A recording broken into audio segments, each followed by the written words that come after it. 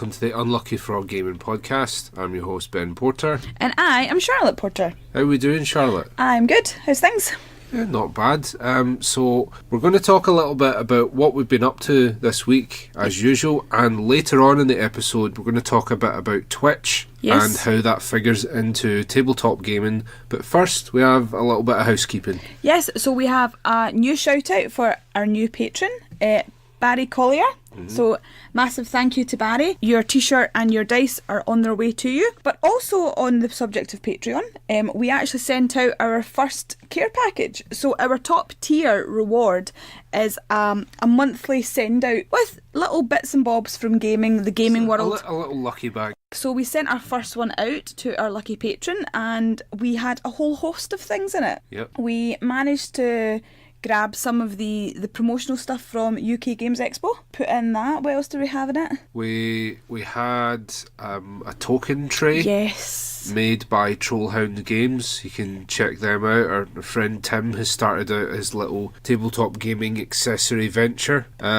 We, as you say, we had a few promo items from UK Games Expo. I think there was some Geek and Sun dice. Yep. I think there was a lanyard. Wristband. Yeah, an Age of Sigmar pin. Yep. So lots of fun little things that you probably aren't going to be able to get in the shops. But I'm excited to be going out and trying to source things to put in them to send out. So if anybody's got anything they want to put in it, hit us up with an email and let us know. Yeah, if you are a developer or a publisher and you've got little trinkets and things that we can incorporate into these bags, then let us know. Happy to do that. Yeah.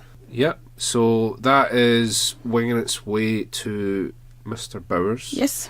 And as we just said, Barry has joined the ranks of the frog fans. I don't think we've quite decided on a name for them yet. But and he has found himself on the website. Yeah, on the Wall of Fame. The Wall of Fame. I believe it is. Yes. Yeah, a very prestigious achievement indeed. Yep. So, well, before we talk about what we've been up to, let's talk about what's been going on in the wider world of gaming. So, first things first, I think I mentioned to you before we came on the show, Cool Mini or Not, who are one of the more well-known...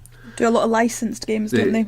Well, they do some licensed games, but they do some with their own IP as well. They do Zombicide and all that, but they're well known for doing big, expensive games that with a lot of miniatures in them. Stuff that you love. Yeah, I do. Though some of the Cool Money or Not stuff, I'm not too sure about at the moment. And one of the complaints certainly of Cool Money or Not in recent years, although it's maybe changed with Rising Sun, was that a lot of their games tend to look very spectacular but don't have a lot of depth to them. Okay. So as we're saying, Cool Money or Not are one of the more well-known developers and publishers that use the Kickstarter platform. And we have spoke about them in the past as to whether they need to be on Kickstarter. Yeah, because I think Josh is in the process of looking into this, because they certainly it's not unusual for a Cool Money or Not game to make over $1 million on Kickstarter, and it seems as though they're running them at least every couple of months. Cool Money or Not has a new game or a new version of a game or an expansion of a game on Kickstarter, so they are quite dominant on the platform. Yeah. But they've announced a new miniatures game called Cthulhu Death May Die. Looks vaguely interesting. I don't really know. You would be sold on the theme though, wouldn't you? Yeah, I would, but I've seen some of the artwork, and I guess I don't really see how Cool Money or Not are going to be able to add to it in a meaningful way, at least in a more meaningful way than Fantasy Flight have explored the Cthulhu mythos. Because I mean, I've said it several times, we love Arkham Horror, the card game. It's in my opinion one of the best tabletop games out there at the moment, particularly if you become quite invested in storytelling. So but I mean, that remains to be seen. all we've seen so far of the game is a couple of the miniatures that Yeah. are going to be in it. I guess the main thing that we wanted to talk about Cool Mini or Not for was that they've also, off the back of this new Cthulhu game, announced that they're going to be doing a kick-ass Yes. licensed board game. But so that's fine.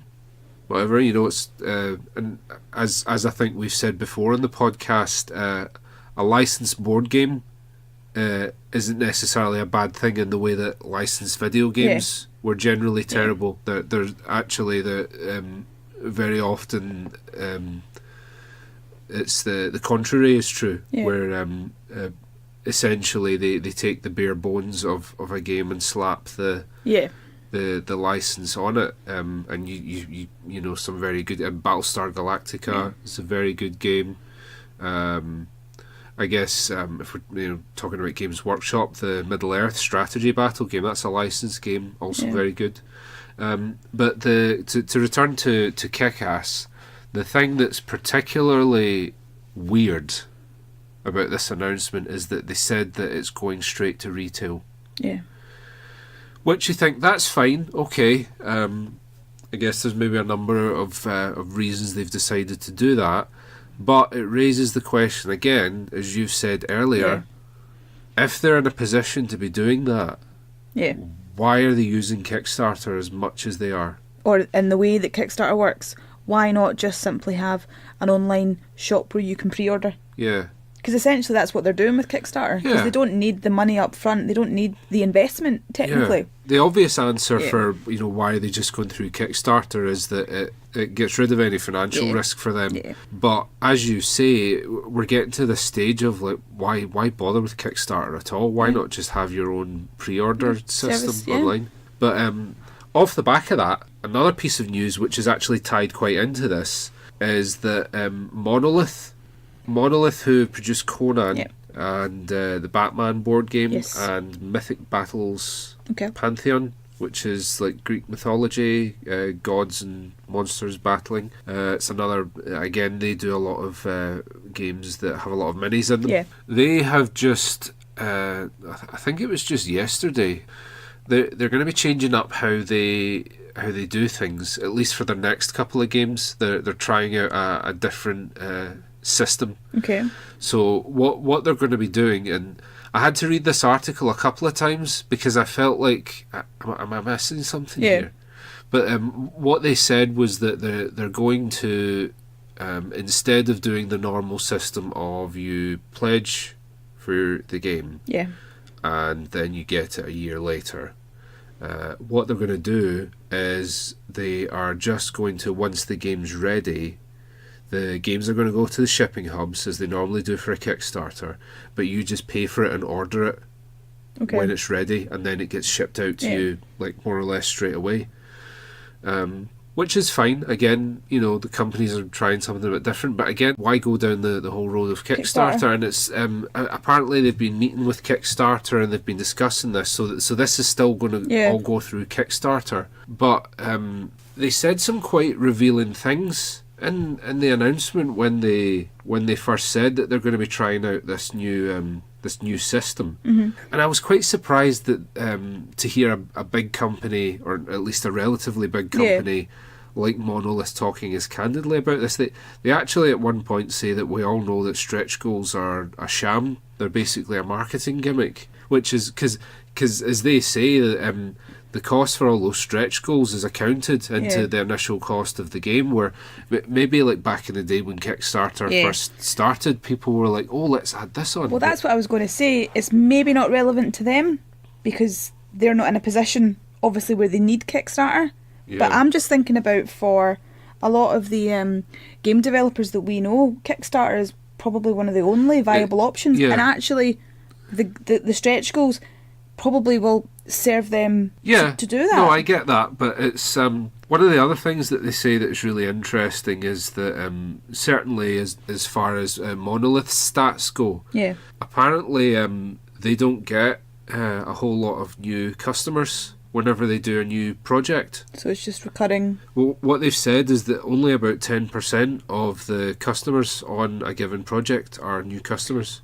The rest are just returning. So I think the implication there is that Kickstarter is starting to plateau Yeah. a little bit. Or I suppose, is it maybe being saturated? Because it used to be, back in the day, it was, everything was on Kickstarter. I bought a jacket off of Kickstarter, and it's things that are all about innovation and design. Yeah. And I think that's not what's happening now. And we were talking to somebody last week, I think, actually, who we were talking about the idea of maybe having a specific tabletop gaming Kickstarter-esque crowdfunding platform specifically I know that, for... certainly Elisar Yeah. from Capital City Yeah. Entertainment, when we were talking to him, he mentioned that there is a German company That's right, that's who it was. that has a crowdfunding platform, and it's exclusively for independent tabletop Developers, games. yeah.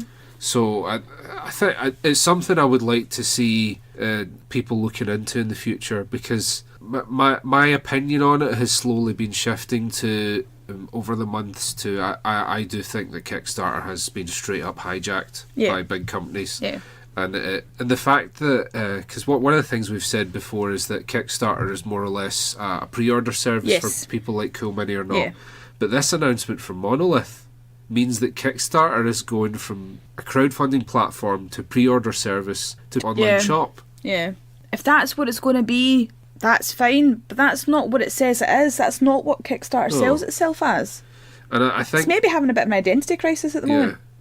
Maybe. And I think that it's not just that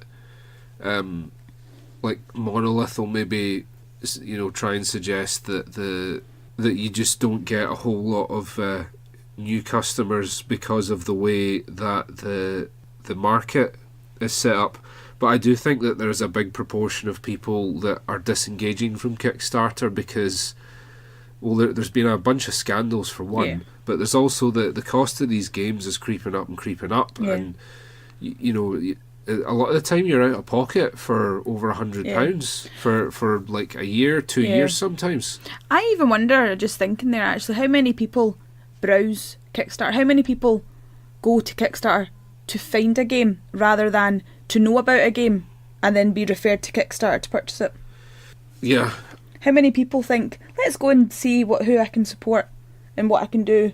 Because that's essentially what it was designed to do.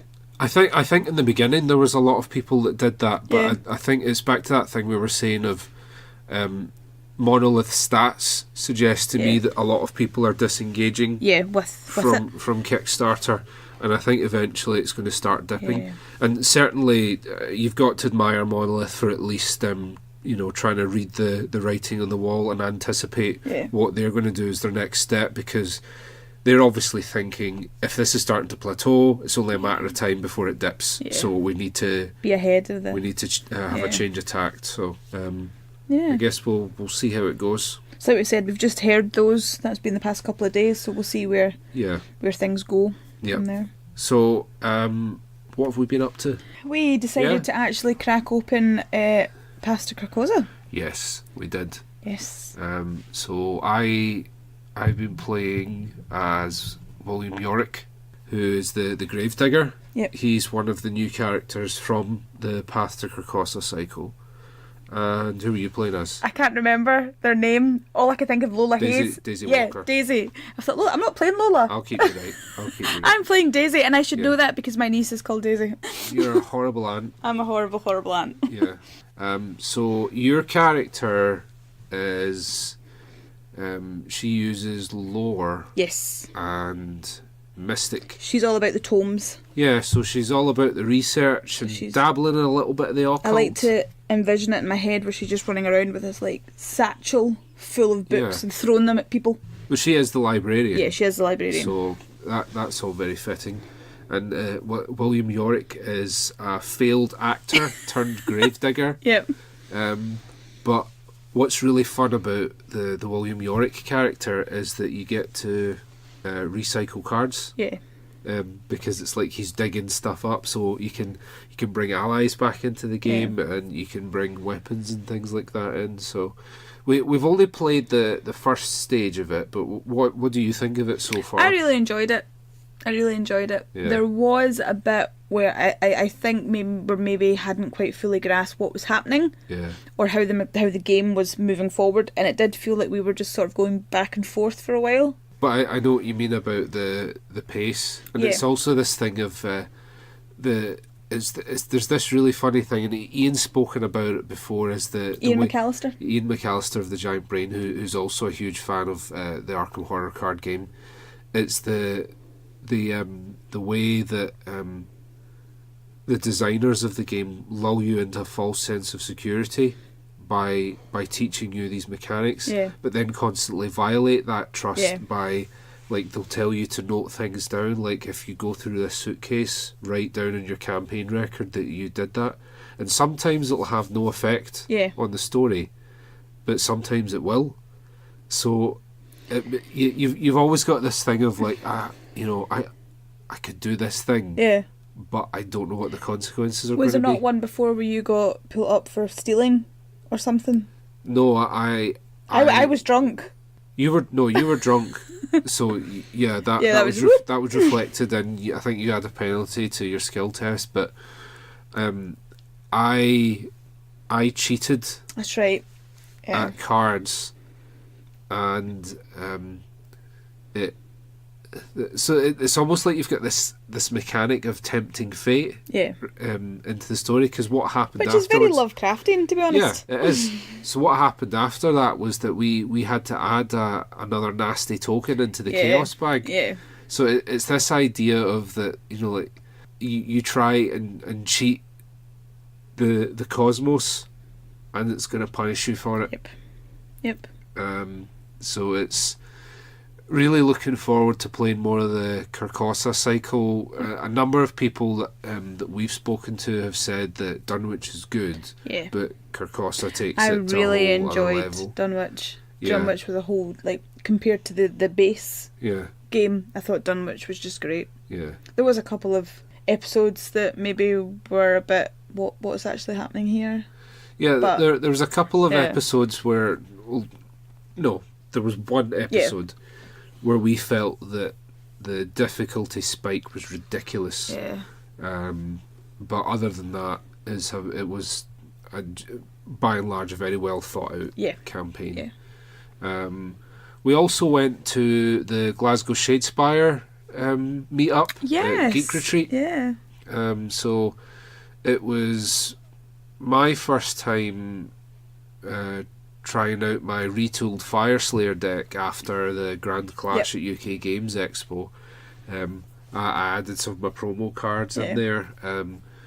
So I got a couple of games with that, but we also played a multiplayer battle, with 3 players. I like that. Played with Graham. I like that. Who was there. I think because I play the Skaven, it aided me in being a bit more sneaky. It really reminds me of a scaled down version of the Triumph and Treachery expansion from Warhammer Fantasy and Warhammer Age of Sigmar, where it's you've got lots of opportunity to play nasty tricks on people, and it's great fun, but I think the key to enjoying it is to not take it too seriously. Yeah. But it's as you say, because you've got 3 players and you're always having to watch your back, it makes for a very interesting game. Yeah. And then you've got the 3 players all potentially playing ploys and traps on each other. Yeah. So it adds a real madcap layer. Bit more frantic. Feels a bit more frantic, but the normal 1v1 game mode is very competitive, deeply strategic. And it's amazing how just adding a couple of extra players in changes the tone of the game completely. Definitely. It's good. It's good fun, and I would recommend to anyone that plays Shadespire to at least try that out at some time, because I think that even if the 1v1 and the tactical gameplay of that isn't your bag, there's a good chance that you'll enjoy the multiplayer stuff. Yeah. Because, like you say, it's frantic, it's fast paced. There's a lot of swinging back and forth. At times it can be quite difficult to discern just who's going to come out on top as well, because not only are you having to watch the guy next to you watch your back, you're having to make sure that the guy on the other side of the board isn't left to score his objectives freely. So there's a lot more going on, and I really enjoy it. Yeah. And that was at the Glasgow Shadespire meetup. Yeah, that was a Geek Retreat. Yeah, I think we went to a couple of them. We go on the Monday, but I think every second Monday they meet in Geek Retreat, and every second Wednesday they meet in Max XP. Yeah, so the way it works between the two locations is that every week there's people playing Shadespire at a shop in Glasgow, be that Geek Retreat or Max XP. So get yourself along, even if you've not tried it. Pop over and ask, because actually a lot of people were asking us, what you play and what's going on. Come over. There was a lot of interest give it a go. in it, because it's really strange. Like we'd said before, is that at the Grand Clash, loads of the players that had come to that were from the south of England. Yeah. And apparently there's a huge circuit for it in the south of England, but there's still a lot of people that don't even know it exists in other parts of the country. But yeah, by all means, if you ever see us at Geek Retreat or Max XP, come up and chat to us. Yeah. And we'll happily talk to you about the game and maybe give you a wee showing of it. Because it did win our Game of the Year. It did. Our Game of the Year 2017. With very good reason. Yeah. It is a very well designed game. Yeah. And like we say, you can be really goofy with the way you play it. You can play a silly orc deck with lots of traps and other weird things, or you can be very deeply strategic and tactical with it too. Yeah. Other things that we've been up to, I was in Games Workshop today to pre-order the Soul Wars box set for Age of Sigmar, and I also got some of the Sequitur models, which are the new rank and file Stormcast unit. Oh yes, you made one up. It looks really nice. Well, I built all three of them up. Did you build all three? I built all three of them, and I think at first people are, more Stormcast, but these guys do look and feel quite different. I think the idea behind these Stormcast is that they're the ones that guard the Anvil of Apotheosis, which is where all the Stormcast are reforged. So they all have a sort of magical component to them. They all have some attunement to magic, and then they're reincarnated people, aren't they? Yeah, and specifically the Stormcast that make up the Sacrosanct Chamber, which is what the Sequiturs and all these new Stormcast are part of. They are made from the reincarnated souls of wizards, seers, prophets, and engineers. So it's the nerdy Stormcast chamber.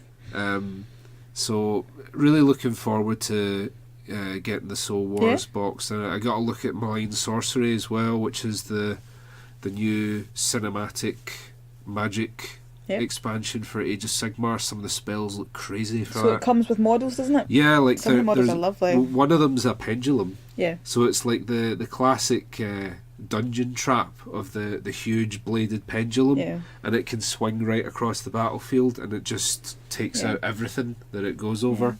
And on that, before we forget, we were actually in Manchester on Wednesday, and we went into the Games Workshop in Manchester, and they have the most amazing displays. Yeah, and I was talking to some of the guys from the Glasgow Games Workshop today, and they were saying that a few years ago, when they still ran Games Day and they had inter-store competitions to see which store could make the best board, apparently Manchester won it quite consistently. You can tell there's a lot of creative minds in the Manchester shop. Yeah, definitely. There was like the huge Titan, and then they had the big medieval citadel on the Warhammer Fantasy side as well. So that was really cool. So even if you're not really that into Warhammer, if you're in Manchester, pop by the shop just to even have a look at the displays. It's pretty impressive. Other things we've been up to, we played a little bit of a game called Zombie Doctor. Yes, we have. We've played 2 players and we've played a 3-player. Yep. So that's something we're probably going to be reviewing in the not so distant future.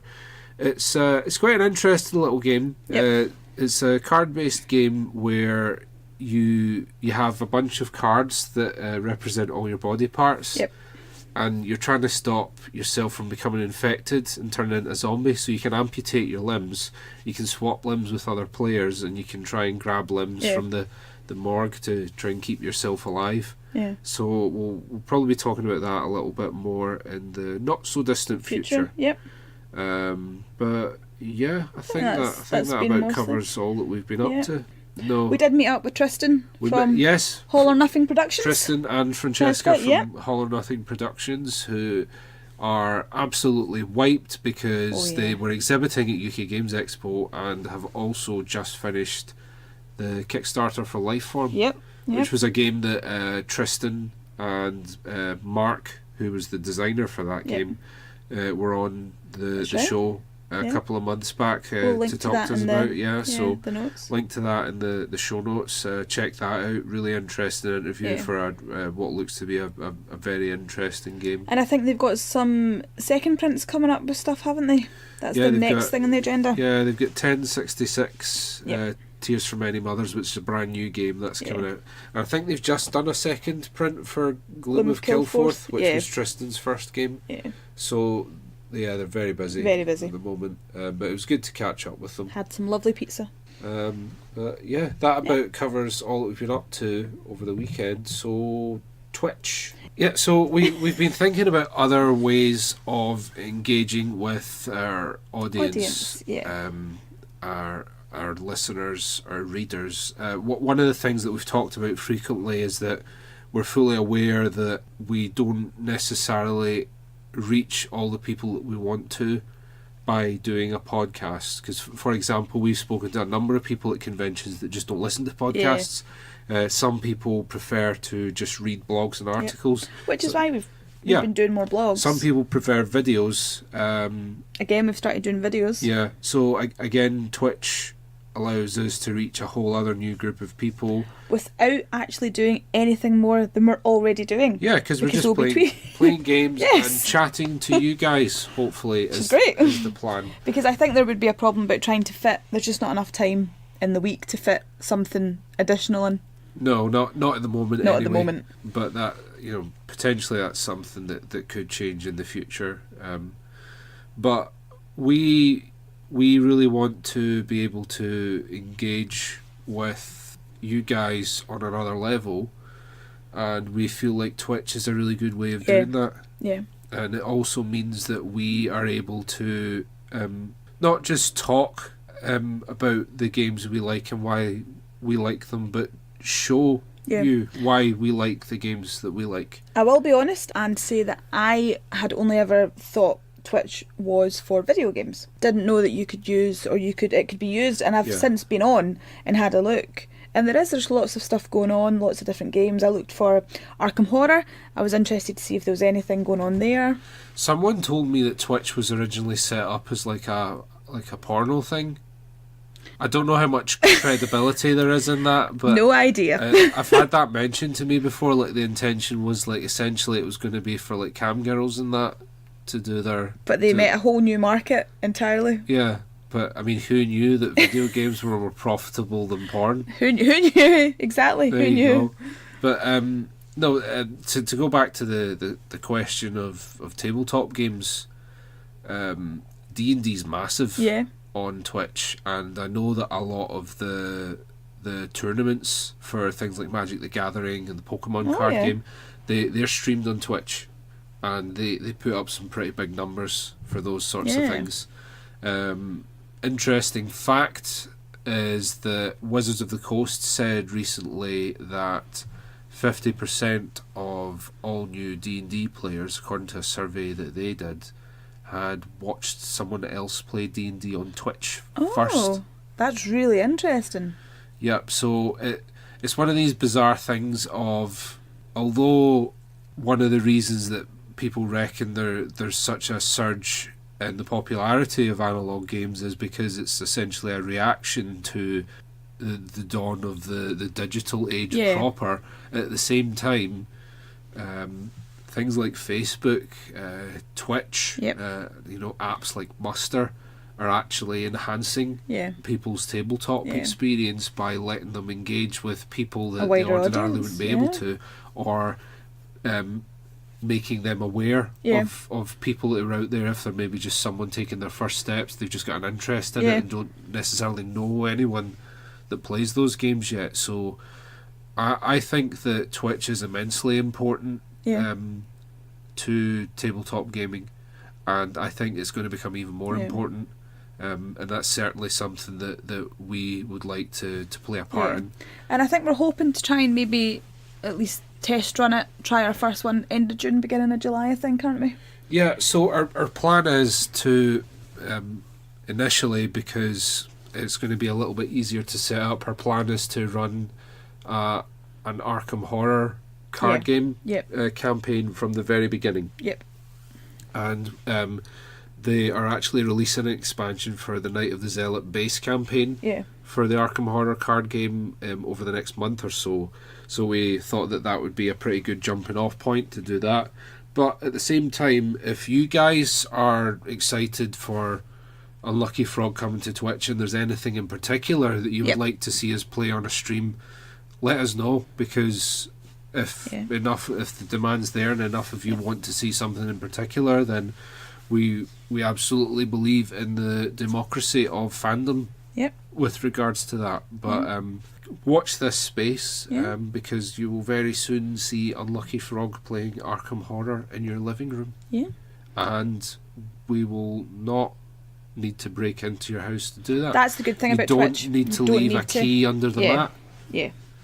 And on the subject of Twitch, I came across it on Facebook. There is a 24-hour board game marathon happening on the 28th of July for charity. I believe the charity is Cots for Tots, which is a charity that provide housing for parents that are having to stay at the hospital for maybe, they've had a premature child, that type of thing, so they can all stay together. So they're having a 24-hour board game marathon and they're going to stream it live on Twitch. So they're asking people to donate. You can donate what you want. Also, they're looking for participants. So it's in Wincanton Memorial Hall, and that's in Somerset, Wincanton in Somerset. So if anyone's interested, wants to get along, wants to find out more, if you go on Facebook and search the 24-hour board game marathon, you'll find all the links you need there about where to view it, how to donate, and how to get involved if you're interested in that. And that's the other good thing about Twitch. It's bringing the tabletop community together. There's a sense of connectedness and togetherness that you do get from playing tabletop games, but you get it on an international scale. Yeah. So even if you can't get along, watch, show your support. Well, that's just about all that we've got time for this week. But there you have it. Yeah, Thank you very much for joining us. And we'll see you next time. See you next time. Hi guys, it's Josh from the Unlucky Frog Gaming Podcast here. Thanks for listening to us, and now be sure to follow us on Facebook and Twitter. Just search for the Unlucky Frog Gaming. You can also show your support for Unlucky Frog through Patreon. Be sure to check out our website www.unluckyfrog.com to find out more. Was that so hard? Look...